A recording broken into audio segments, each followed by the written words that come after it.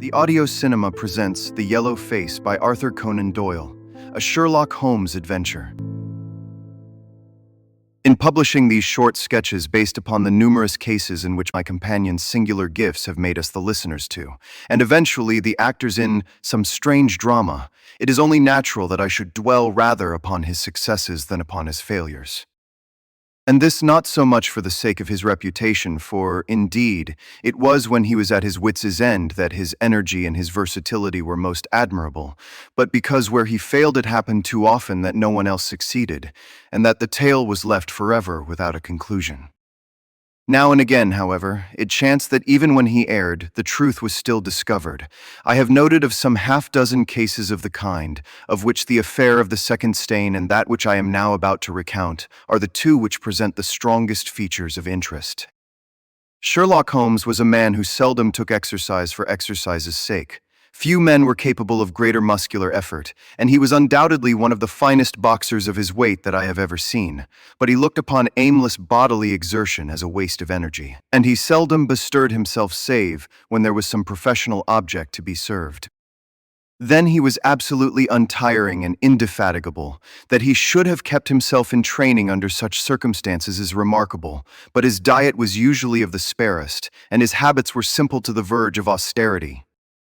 Save for the occasional use of cocaine, he had no vices, and he only turned to the drug as a protest against the monotony of existence when cases were scanty and the papers uninteresting.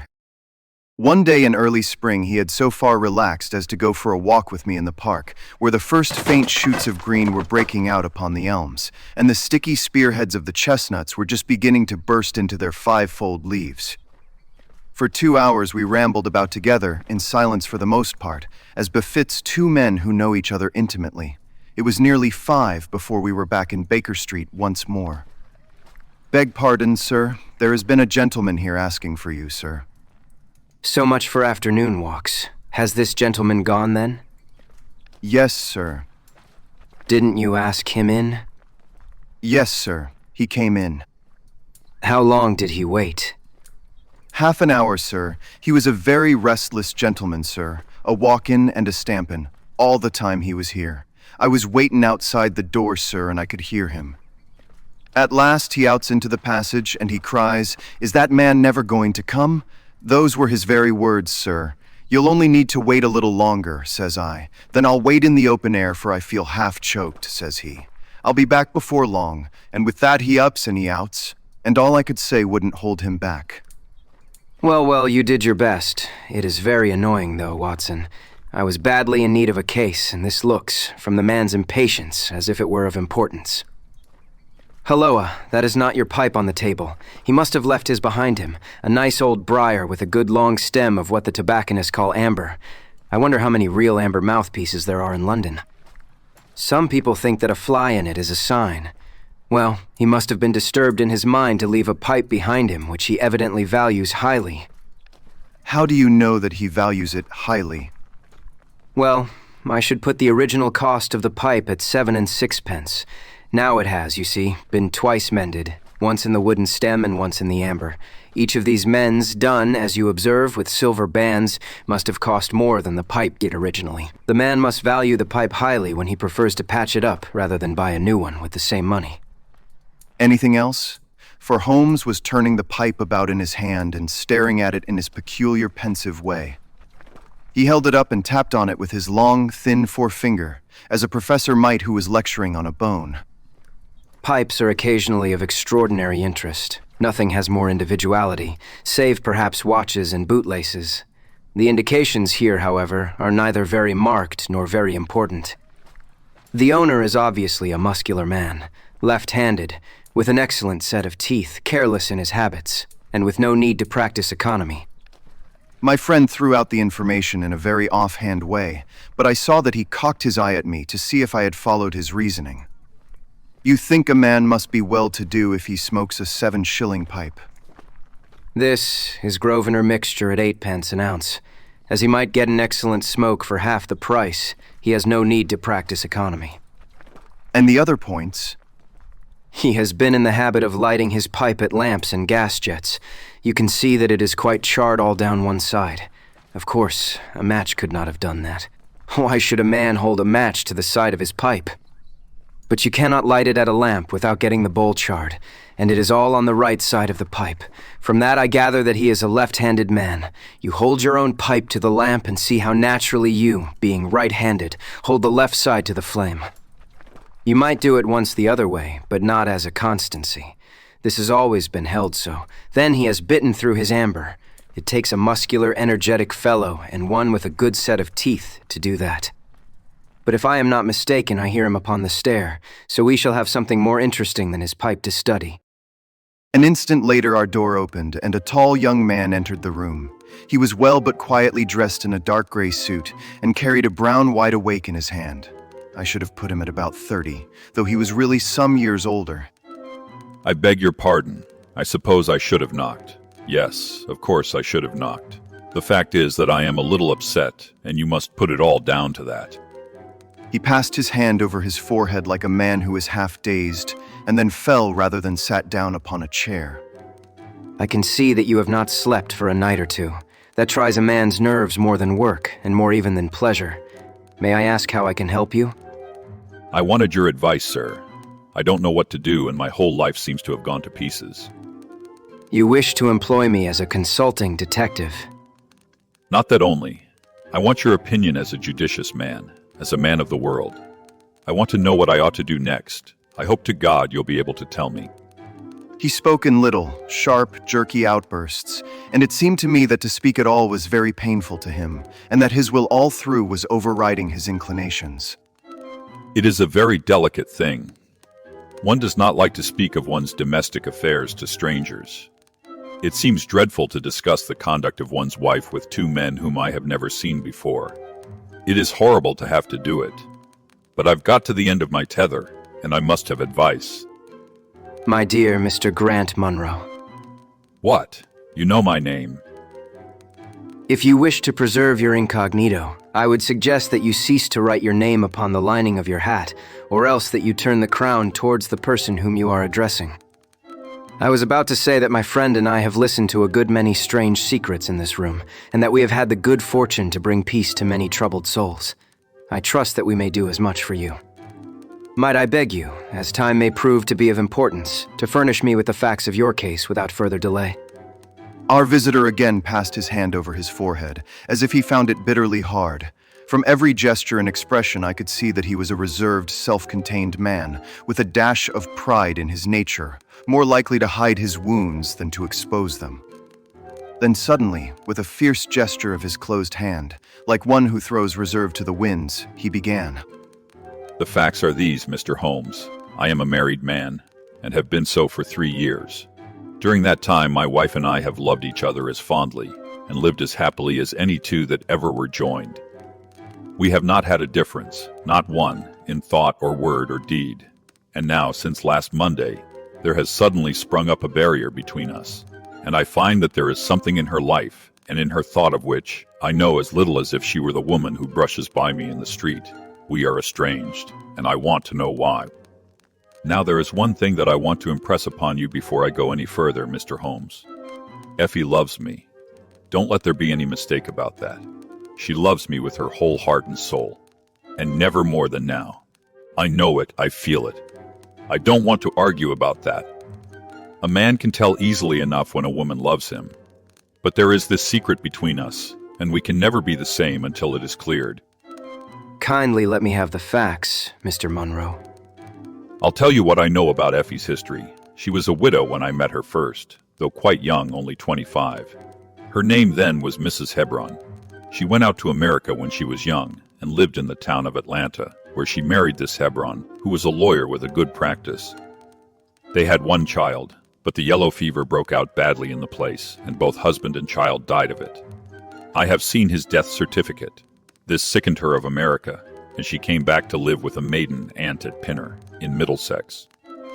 I may mention that her husband had left her comfortably off, and that she had a capital of about £4,500, which had been so well invested by him that it returned an average of 7%. She had only been 6 months at Pinner when I met her. We fell in love with each other, and we married a few weeks afterwards. I am a hop merchant myself, and as I have an income of 700 or 800, we found ourselves comfortably off and took a nice 80-pound a year villa at Norbury. Our little place was very countrified, considering that it is so close to town. We had an inn and 2 houses a little above us, and a single cottage at the other side of the field which faces us, and except those there were no houses until you got halfway to the station. My business took me into town at certain seasons, but in summer I had less to do, and then in our country home my wife and I were just as happy as could be wished. I tell you that there never was a shadow between us until this accursed affair began. There is one thing I ought to tell you before I go further. When we married, my wife made over all her property to me, rather against my will, for I saw how awkward it would be if my business affairs went wrong.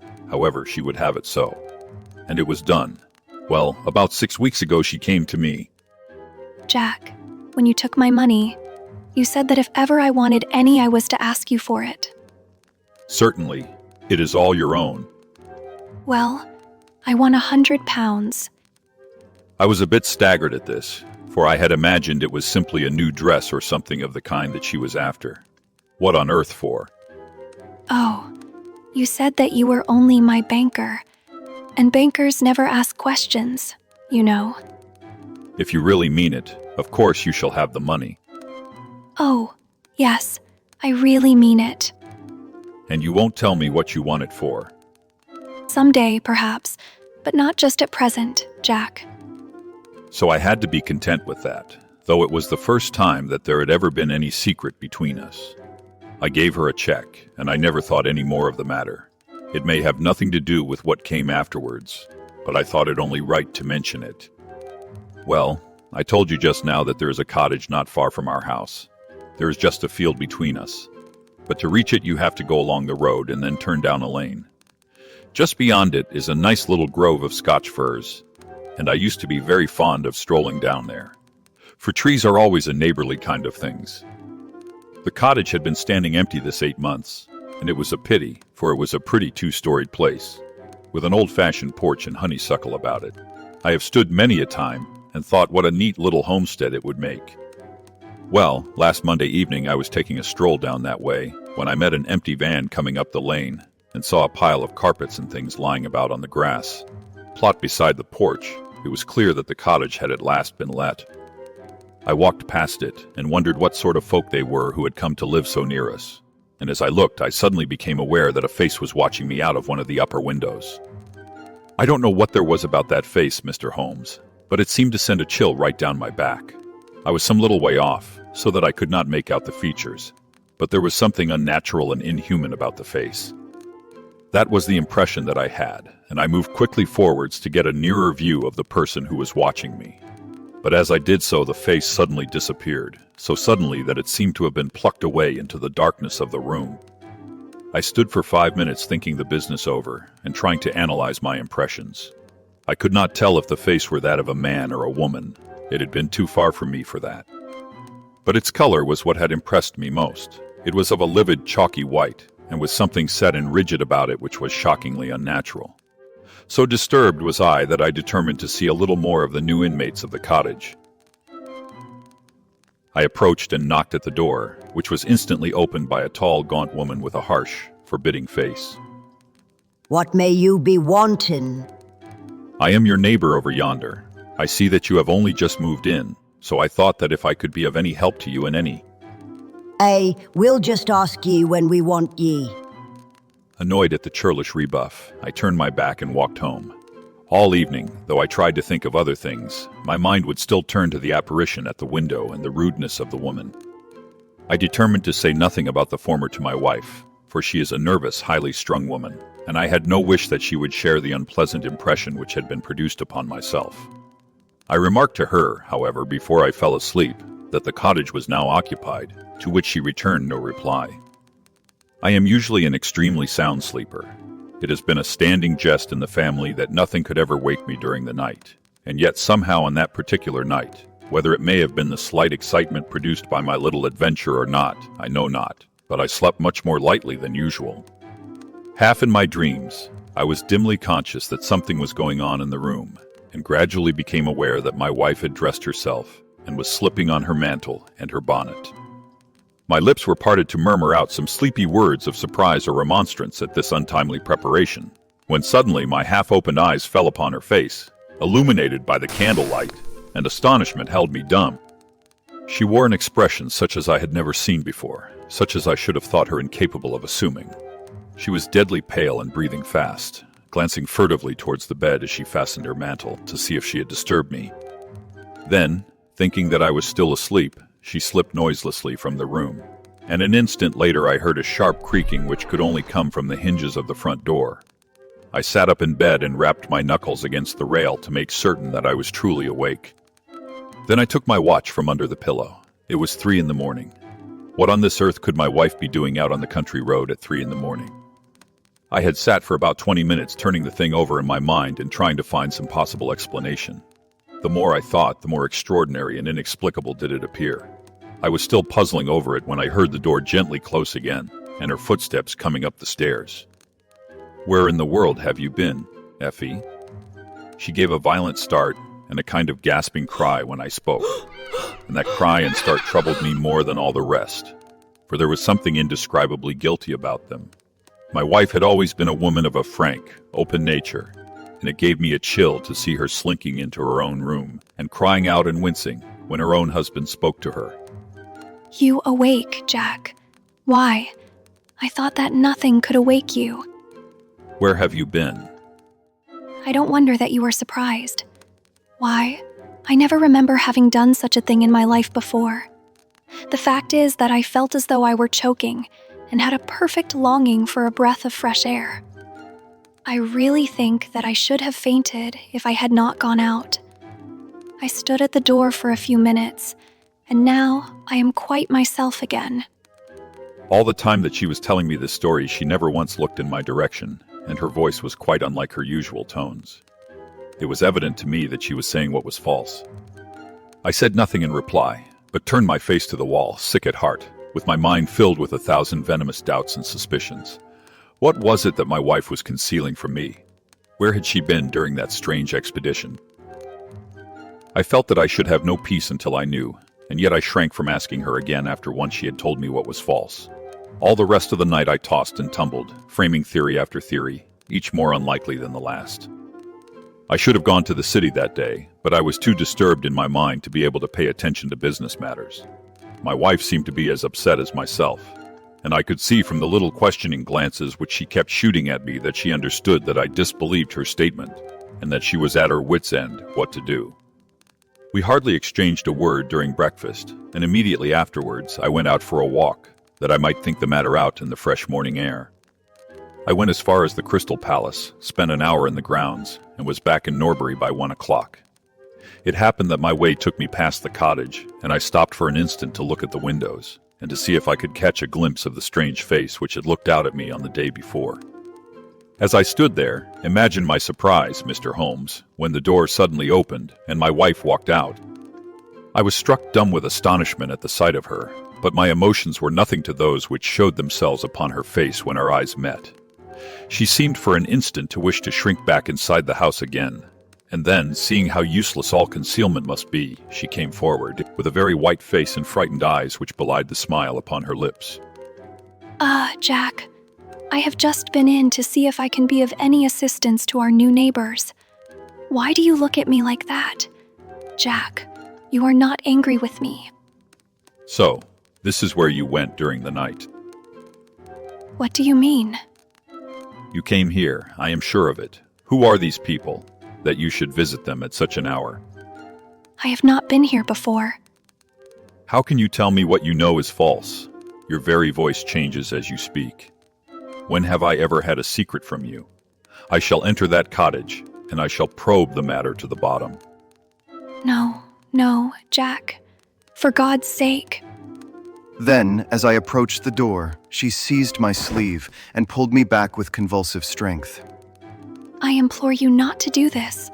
Jack, I swear that I will tell you everything someday, but nothing but misery can come of it if you enter that cottage. Then, as I tried to shake her off, she clung to me in a frenzy of entreaty. Trust me, Jack. Trust me only this once. You will never have cause to regret it. You know that I would not have a secret from you if it were not for your own sake. Our whole lives are at stake in this. If you come home with me, all will be well. If you force your way into that cottage, all is over between us. There was such earnestness, such despair in her manner that her words arrested me, and I stood irresolute before the door. I will trust you on one condition, and on one condition only. It is that this mystery comes to an end from now. You are at liberty to preserve your secret, but you must promise me that there shall be no more nightly visits, no more doings which are kept from my knowledge. I am willing to forget those which are past if you will promise that there shall be no more in the future. I was sure that you would trust me. It shall be just as you wish. Come away. Oh, come away up to the house. Still pulling at my sleeve, she led me away from the cottage. As we went, I glanced back, and there was that yellow, livid face watching us out of the upper window. What link could there be between that creature and my wife? Or how could the coarse, rough woman whom I had seen the day before be connected with her? It was a strange puzzle, and yet I knew that my mind could never know ease again until I had solved it. For 2 days after this, I stayed at home, and my wife appeared to abide loyally by our engagement, for as far as I know, she never stirred out of the house. On the 3rd day, however, I had ample evidence that her solemn promise was not enough to hold her back from this secret influence which drew her away from her husband and her duty. I had gone into town on that day, but I returned by the 2.40 instead of the 3.36, which is my usual train. As I entered the house, the maid ran into the hall with a startled face. "Where is your mistress?" I think that she has gone out for a walk. My mind was instantly filled with suspicion. I rushed upstairs to make sure that she was not in the house. As I did so, I happened to glance out of one of the upper windows and saw the maid with whom I had just been speaking running across the field in the direction of the cottage. Then, of course, I saw exactly what it all meant. My wife had gone over there and had asked the servant to call her if I should return. Tingling with anger, I rushed down and hurried across, determined to end the matter once and forever. I saw my wife and the maid hurrying back along the lane, but I did not stop to speak with them. In the cottage lay the secret which was casting a shadow over my life. I vowed that, come what might, it should be a secret no longer. I did not even knock when I reached it, but turned the handle and rushed into the passage. It was all still and quiet upon the ground floor. In the kitchen, a kettle was singing on the fire, and a large black cat lay coiled up in the basket, but there was no sign of the woman whom I had seen before. I ran into the other room, but it was equally deserted. Then I rushed up the stairs, only to find 2 other rooms empty and deserted at the top. There was no one at all in the whole house.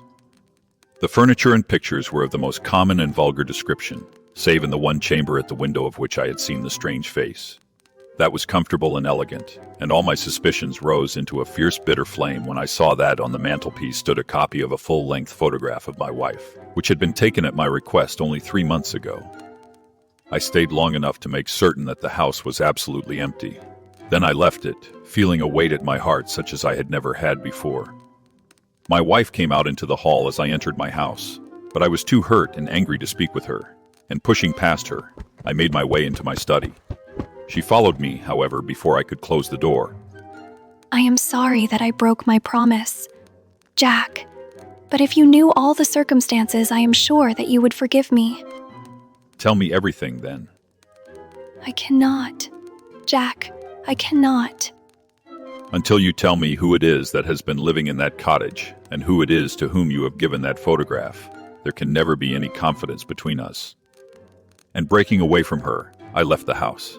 That was yesterday, Mr. Holmes, and I have not seen her since, nor do I know anything more about this strange business. It is the first shadow that has come between us, and it has so shaken me that I do not know what I should do for the best. Suddenly this morning it occurred to me that you were the man to advise me, so I have hurried to you now, and I place myself unreservedly in your hands.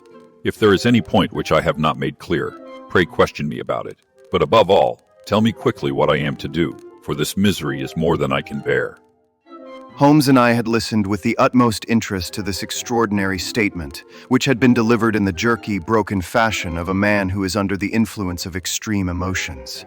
My companion sat silent for some time, with his chin upon his hand, lost in thought.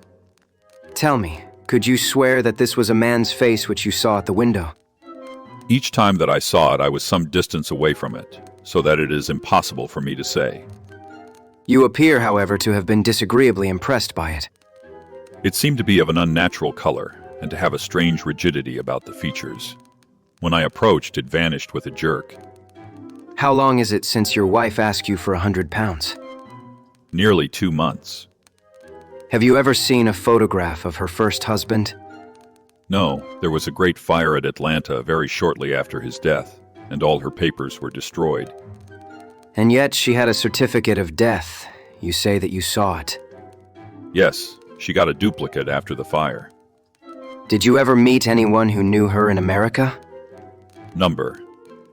Did she ever talk of revisiting the place? Number. Or get letters from it? Number. Thank you.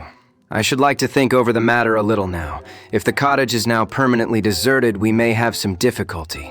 If, on the other hand, as I fancy is more likely, the inmates were warned of your coming and left before you entered yesterday, then they may be back now, and we should clear it all up easily.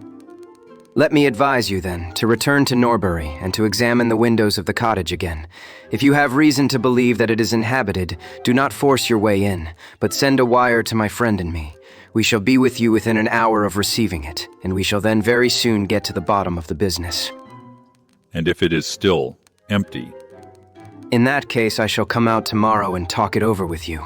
Goodbye, and above all, do not fret until you know that you really have a cause for it. I'm afraid that this is a bad business, Watson. What do you make of it? It had an ugly sound. Yes, there is blackmail in it, or I am much mistaken. And who is the blackmailer? Well, it must be the creature who lives in the only comfortable room in the place and has her photograph above his fireplace. Upon my word, Watson, there is something very attractive about that livid face at the window, and I would not have missed the case for worlds. You have a theory. Yes, a provisional one, but I shall be surprised if it does not turn out to be correct. This woman's first husband is in that cottage.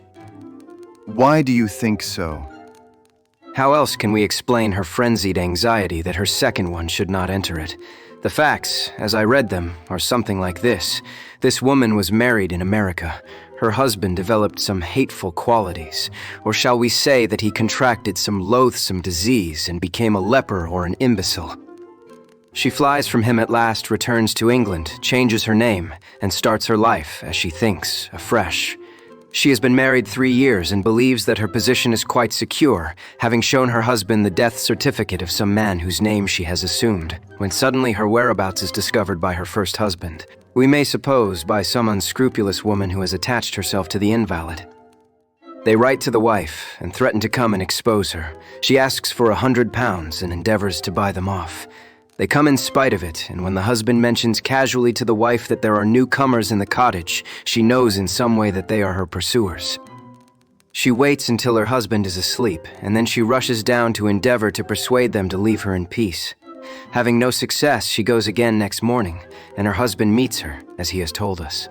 As she comes out, she promises him then not to go there again. But 2 days afterwards, the hope of getting rid of those dreadful neighbors was too strong for her, and she made another attempt, taking down with her the photograph which had probably been demanded from her. In the midst of this interview, the maid rushed in to say that the master had come home, on which the wife, knowing that he would come straight down to the cottage, hurried the inmates out at the back door into the grove of fir trees, probably, which was mentioned as standing near. In this way, he found the place deserted. I shall be very much surprised, however, if it is still so when he reconnoiters it this evening. What do you think of my theory?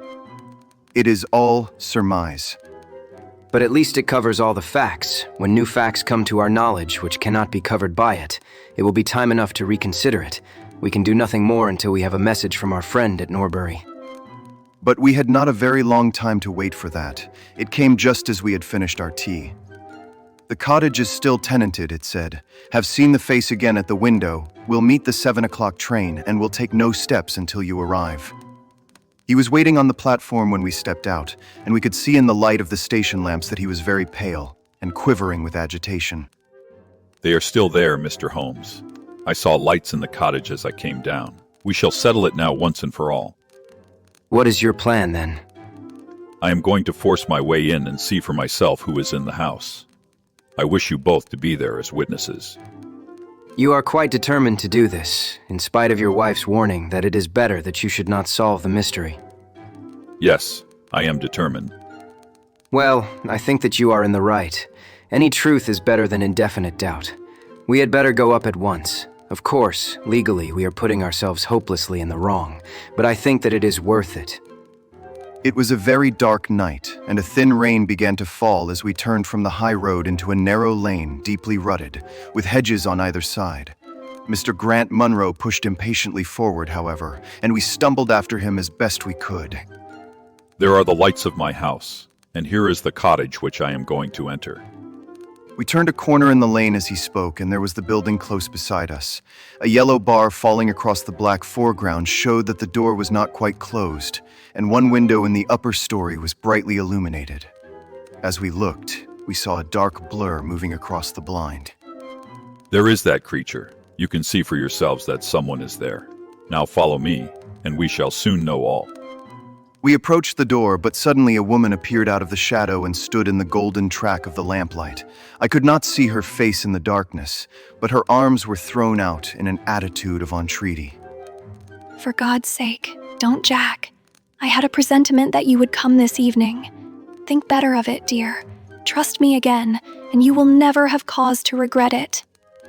I have trusted you too long, Effie. Leave go of me. I must pass you. My friends and I are going to settle this matter once and forever. He pushed her to one side, and we followed closely after him. As he threw the door open, an old woman ran out in front of him and tried to bar his passage, but he thrust her back, and an instant afterwards we were all upon the stairs. Grant Munro rushed into the lighted room at the top, and we entered at his heels. It was a cozy, well-furnished apartment, with 2 candles burning upon the table and 2 upon the mantelpiece. In the corner, stooping over a desk, there sat what appeared to be a little girl. Her face was turned away as we entered, but we could see that she was dressed in a red frock and that she had long white gloves on. As she whisked round to us, I gave a cry of surprise and horror. The face which she turned towards us was of the strangest livid tint, and the features were absolutely devoid of any expression. An instant later, the mystery was explained. Holmes, with a laugh, passed his hand behind the child's ear. A mask peeled off from her countenance, and there was a little coal-black negress, with all her white teeth flashing in amusement at our amazed faces. I burst out laughing, out of sympathy with her merriment, but Grant Munro stood staring, with his hand clutching his throat. My God, what can be the meaning of this? I will tell you the meaning of it. You have forced me against my own judgment to tell you, and now we must both make the best of it. My husband died at Atlanta. My child survived. Your child? She drew a large silver locket from her bosom. You have never seen this open. I understood that it did not open. She touched a spring, and the front hinged back. There was a portrait within of a man strikingly handsome and intelligent-looking, but bearing unmistakable signs upon his features of his African descent. That is John Hebron of Atlanta, and a nobler man never walked the earth. I cut myself off from my race in order to wed him, but never once, while he lived, did I, for an instant, regret it. It was our misfortune that our only child took after his people rather than mine. It is often so in such matches, and little Lucy is darker far than ever her father was. But dark or fair, she is my own dear little girlie, and her mother's pet. The little creature ran across at the words and nestled up against the lady's dress. When I left her in America, it was only because her health was weak, and the change might have done her harm. She was given to the care of a faithful Scotchwoman who had once been our servant. Never for an instant did I dream of disowning her as my child. But when chance threw you in my way, Jack, and I learned to love you, I feared to tell you about my child. God forgive me. I feared that I should lose you, and I had not the courage to tell you. I had to choose between you, and in my weakness I turned away from my own little girl. For 3 years I have kept her existence a secret from you, but I heard from the nurse and I knew that all was well with her. At last, however, there came an overwhelming desire to see the child once more. I struggled against it, but in vain. Though I knew the danger, I determined to have the child over, if it were but for a few weeks. I sent £100 to the nurse, and I gave her instructions about this cottage so that she might come as a neighbor, without my appearing to be in any way connected with her. I pushed my precautions so far as to order her to keep the child in the house during the daytime, and to cover up her little face and hands, so that even those who might see her at the window should not gossip about there being a black child in the neighborhood. If I had been less cautious, I might have been more wise, but I was half crazy with fear that you should learn the truth. It was you who told me first that the cottage was occupied. I should have waited for the morning, but I could not sleep for excitement, and so at last I slipped out, knowing how difficult it is to awake you. But you saw me go, and that was the beginning of my troubles. Next day you had my secret at your mercy, but you nobly refrained from pursuing your advantage. 3 days later, however, the nurse and child only just escaped from the back door as you rushed in at the front one. And now tonight you at last know all, and I ask you what is to become of us, my child and me. She clasped her hands and waited for an answer. It was a long 10 minutes before Grant Munro broke the silence, and when his answer came, it was one of which I love to think. He lifted the little child, kissed her, and then, still carrying her, he held his other hand out to his wife and turned towards the door. We can talk it over more comfortably at home. I am not a very good man, Effie, but I think that I am a better one than you have given me credit for being. Holmes and I followed them down the lane, and my friend plucked at my sleeve as we came out. I think that we shall be of more use in London than in Norbury. Not another word did he say of the case until late that night, when he was turning away with his lighted candle for his bedroom. Watson, if it should ever strike you that I am getting a little overconfident in my powers, or giving less pains to a case than it deserves, kindly whisper Norbury in my ear, and I shall be infinitely obliged to you. You have been listening to The Yellow Face from the Memoirs of Sherlock Holmes by Arthur Conan Doyle, produced by The Audio Cinema. Visit app.theaudiocinema.com for more cinematic audio productions.